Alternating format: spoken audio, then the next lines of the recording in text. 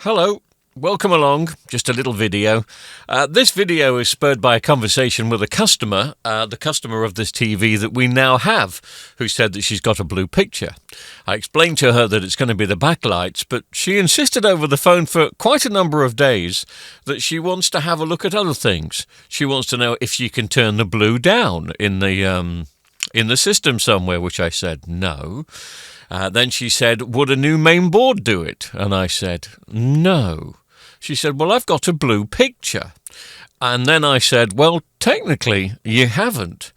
And this is what the conversation is going to be about. Now, the lady phoned me a couple of days later to say that she solved it. She's put a new HDMI lead in, and it's now much better. Funnily enough, a couple of days later, she admitted that it isn't, and we got the TV back. So anyway, blue picture. Well, let's just pause this for a second. Technically, I was correct.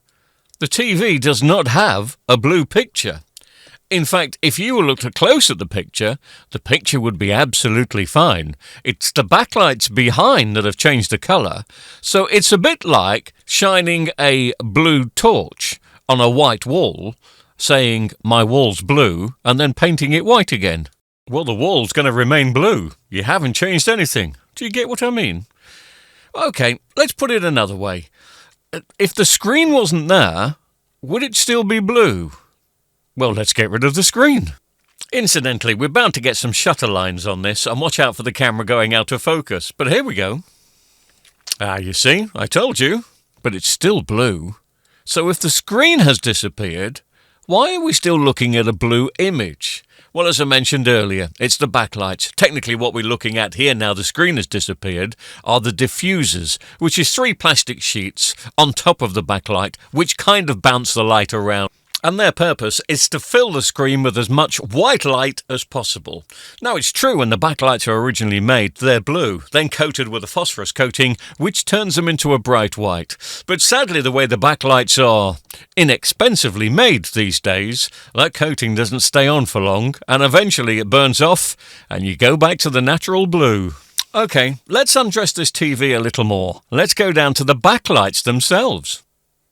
And there they are, a beautiful array. In fact, they're looking quite white at the moment. So what do we have? 1, 2, 3, 4, 5, 6 rows of 1, 2, 3, 4, 5, 6, 7, 8 backlights.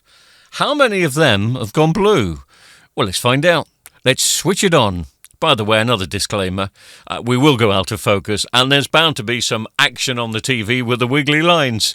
But in a moment, you'll get my drift. Now, the thing is here, not every single one of these backlights has gone blue. When you start filming something which is lit up, which is supposed to be white, through a camera, and then when it's broadcast through another TV, it just kind of looks blue. But believe me, these backlights, or at least a majority of them, have turned blue. So what we're going to do here is just have a closer inspection and bring in the old wobbly cam. So I've taken away the reflector sheet at the bottom, which is responsible for bouncing light back up to the diffusers. It's very clever how all this kind of inexpensively works. But let's turn on the TV. You'll notice the backlights turn on, then turn off, then turn on again. That's because this is a Toshiba brand TV, and when you first turn it on, you get the Toshiba logo that flashes quickly on the screen, and the backlights go off and on with it. It's quite clever, really. But we're not here to look at the picture. We're here to look at the backlights. Now, through the screen, the majority of these backlights are probably looking quite blue. But the truth is, it's only about 60 or 70% of them that are blue. You can see some that are just starting to turn, but you're probably not picking that up through the camera. In fact, this one here is completely white. But maybe you're not seeing that. The one next to it, which is down here, is not so white. In fact, this one is completely blue. I just thought I'd point that out, just in case it's not coming through on the camera correctly, or maybe you're watching this on a TV where the backlights are starting to turn blue.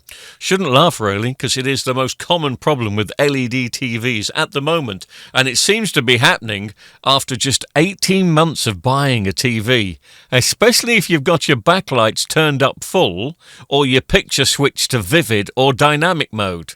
They're going to burn out a lot quicker. You have been warned. So anyway, we've got the blue backlights here.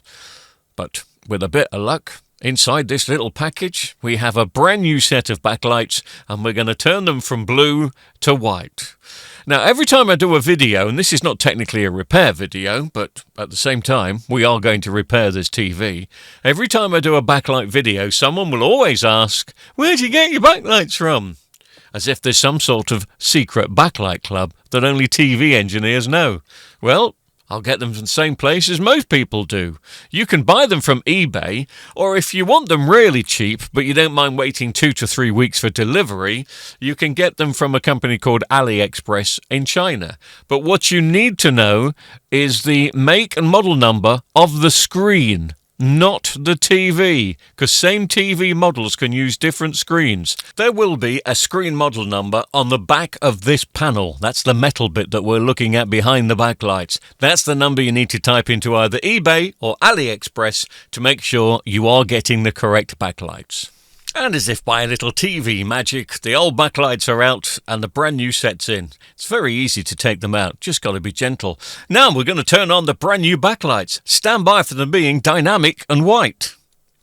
Yeah, okay, as I mentioned earlier, when you film white lights through a TV screen and then rebroadcast it through another TV screen, they do tend to be a little bit blue. But I'm sure you can tell they're not as blue as the ones you were looking at about 5 or 10 minutes ago. There will be a little bit of strobing on screen, obviously, but the new set's in, all looking good, and to my naked eye, they're looking perfect and white, which means now that we can start reassembling the TV and start watching a game of snooker that was looking a bit blue when we were looking at it about 15 minutes ago. And there we have it. Does that prove my point? A brand new set of backlights fitted, the TV's been reassembled, and as you can probably see, the picture quality is, well, as good as it possibly can be when I'm filming a HD television through a HD camera and then rebroadcasting it. But I'm sure you can tell that the blueness has disappeared. So does it prove my point? You see, the TV never had a blue picture. It had blue backlights that was making the picture look blue. I know I'm being pedantic, and I tend to dislike pedantic people, but sometimes you have to explain, because some customers will think, no, it's got to be a main board. Why don't you stick a main board in there? Well, because I don't want to spend any more money than I should do. And anyway, it's always the customers that end up paying for it. Don't tell them, they'll go crazy.